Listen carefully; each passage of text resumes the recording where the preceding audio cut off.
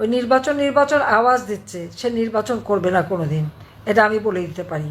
এ পর্যন্ত যে কথা তাকে নিয়ে বলছি সবই সত্য, কারণ আমি তো সবথেকে বেশি তাকে সুযোগ দিয়েছিলাম। কাজে এখনও নির্বাচনে এখন ওই যুদ্ধ খেলা দেখিয়ে বলবে যে হ্যাঁ এরকম অবস্থা, কি করে নির্বাচন করব, পরিবেশ নাই। এখন যখন বলছে না মানুষ তো আমাকে চায়, কোন মানুষ চায় তাকে?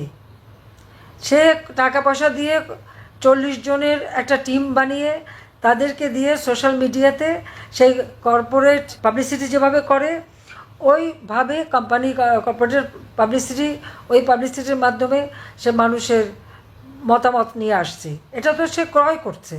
আজকে সারা বাংলাদেশে মানুষের জীবনের নিরাপত্তা নাই, রাতে ঘুমোতে পারে না, চুরি ডাকাতি ছিনতাই, মেয়েরা ঘর থেকে বেরোতে পারে না। যে মেয়েরা সেই রাত 12টা 1টা পর্যন্ত আন্দোলন করছে তারাও এখন বেরোতে পারে না। তাদের স্বাধীনতা কোথায় গেল তারা ভেবে দেখুক।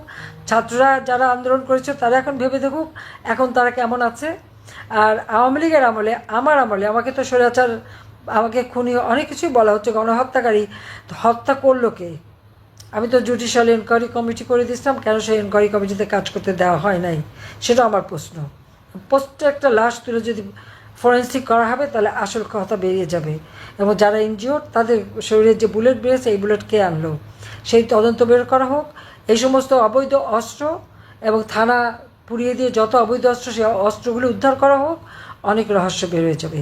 কাজে শ্রমিকের অর্থ আত্মসাৎকারী সে ক্ষমতায় বসে এখন ওই ক্ষমতার চেয়ারে গুলুর সাথে আটকে গেছে, এখন আর নড়তে চায় না, আর কিছুতেই যাবে না, আর সে যাবেও না, ইলেকশনও দেবে না। যে যত আশা করুক, যে যত করুক, ইলেকশন কথা বলে মানে ছেলে বুলানো ললিপপ দেবে, কিন্তু ইলেকশন সে দেবে না, এটা আমি একেবারে নির্বিঘ্ন বলে দিতে পারি। কিন্তু আজকে এই যে যুদ্ধ খেলা বা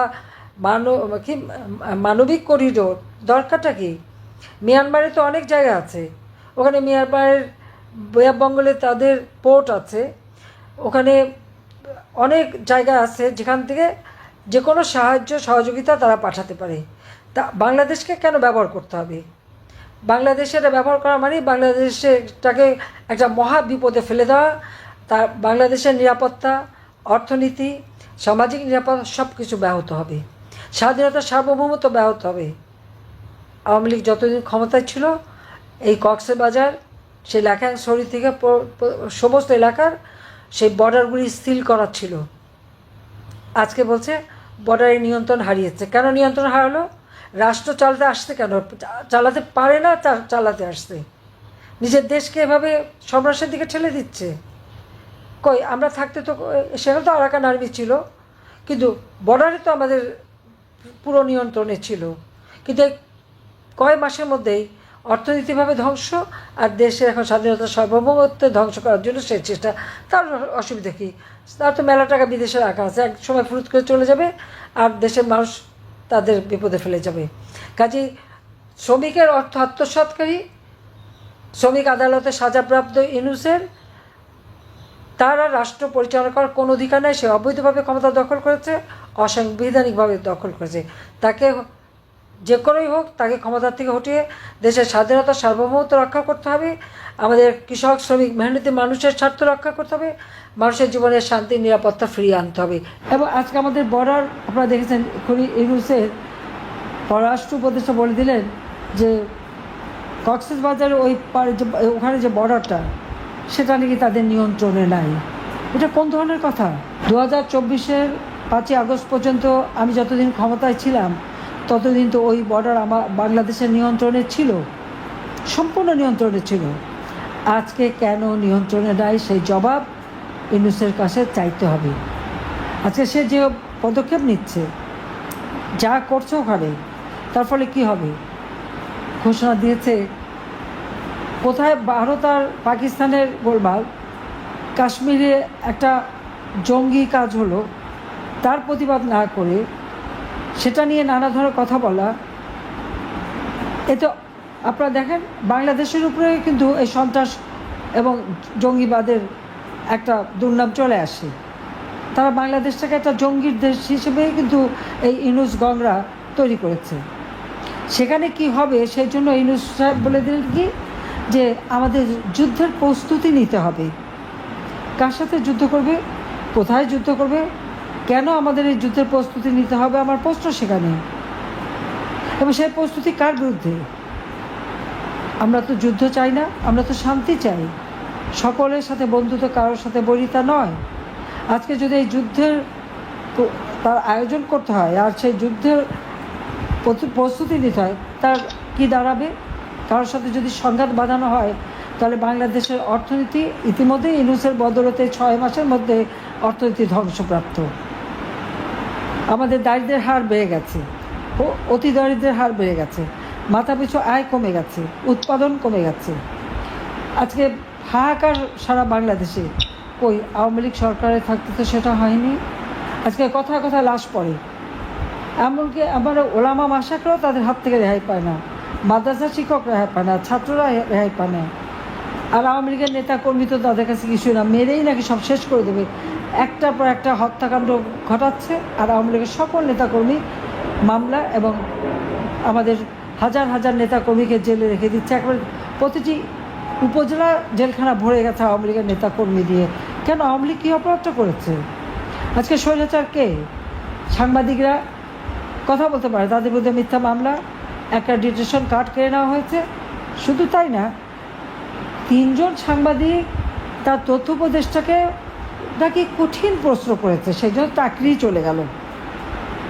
এতটুকু সমালোচনা বা একটা তথ্য দিতে পারবে না। প্রতিদিন নারী ধর্ষণ, শিশু ধর্ষণ, খুন, হত্যা, ডাকাতি, চুরি, মানুষের জীবনের কোনো নিরাপত্তা নেই কোনো, কিন্তু এই সংবাদ কোথাও দেওয়া যাবে না। আজকে বাংলাদেশকে নিয়ে এই খেলা খেলে যাচ্ছে এই খুনি জঙ্গি ইউনূস এবং তার উপদেষ্টা এবং তার ওই সমন্বয়কারীরা। কাজে তাদের রাষ্ট্র পরিচালনার কোনো অধিকার নাই, কারণ তারা অবৈধভাবে ক্ষমতা দখলকারী। অবৈধভাবে শুধু ক্ষমতাই দখল করেনি, আজকে অর্থ সম্পদ ব্যাপকভাবে পাচার করে যাচ্ছে। আর ইউনূস তো ক্ষমতা আসার সাথে সাথে আগে ব্যবসাগুলি হাতিয়ে নিল, ম্যান পাওয়ারের ব্যবসা, তারপর যে ডিজিটাল ওয়ালেট মানে বিকাশ, নগদের মতো টাকা সাপ্লাইয়ের ব্যবসা, ইউনিভার্সিটি করবে, আরও হাসপাতাল কী কী করবে বলে সমানে তার এই অপকর্ম, এবং ট্যাক্স সমানে ট্যাক্স ফাঁকি দিচ্ছে। আর ট্যাক্স ফাঁকির ফলে আজকে কী হচ্ছে? বাংলাদেশ ট্যাক্স আহরণ করতে পারছে না। কী করে পারবে? যে ক্ষমতা দখল করেছে, সরকার প্রধান হিসেবে নিজেকে পরিচয় দেয়, সেই যখন ট্যাক্স দেয় না, ট্যাক্স ফাঁকি দেয়, তাহলে তো আর সাধারণ মানুষকেও ট্যাক্স দেবে। কাজে এর হাত থেকে রক্ষা করার জন্য দেশকে রক্ষা করতে হবে, দেশের মানুষকে বাঁচাতে হবে, মানুষের জীবনের শান্তি নিরাপত্তা নিশ্চিত করতে হবে। মানুষের ভিতরে যে আস্থা বিশ্বাস ছিল এবং আমাদের তরুণ সমাজ, যাদেরকে আমরা প্রযুক্তি প্রশিক্ষণ দিয়ে একটা উন্নত সমাজে বাংলাদেশ গড়ার জন্য প্রস্তুত করছিলাম, লেখা পড়া সব ব্যবস্থা আমরা করে দিয়েছিলাম। আজকে লক্ষ লক্ষ ছেলে মেয়ে পরীক্ষা দিতে পারেনি এসএসসি, আজকে তারা পড়াশোনা করার সুযোগ পাচ্ছে না। কাজে এই অবস্থা থেকে বাংলাদেশের মানুষকে বাঁচানোর জন্য যেখানে যে যেভাবে আছে, কোনো নির্দেশ লাগবে। আজকের এই কথাই আমার নির্দেশ, যে যার যেখানে যেভাবে পারবে এই সরকারের পতনের জন্য এবং এই সরকারকে হটিয়ে বাংলাদেশের মানুষের জীবনে শান্তি নিরাপত্তা ফিরিয়ে আনার জন্য সকলকে কাজ করতে হবে, কারণ এদেরকে ছাড় দেওয়া যাবে না। আজকে আমার আওয়ামী লীগের নেতা কর্মীদের গায়ে যারা হাত দিয়েছে তাদের ছাড় দেওয়া যাবে না। ছেলেকে পাবে না, মাকে মারবে, হত্যা করবে, বাবাকে লাঞ্ছিত করবে, ভাইকে করবে, ঘর পুড়িয়ে দেবে, লুটপাট করবে।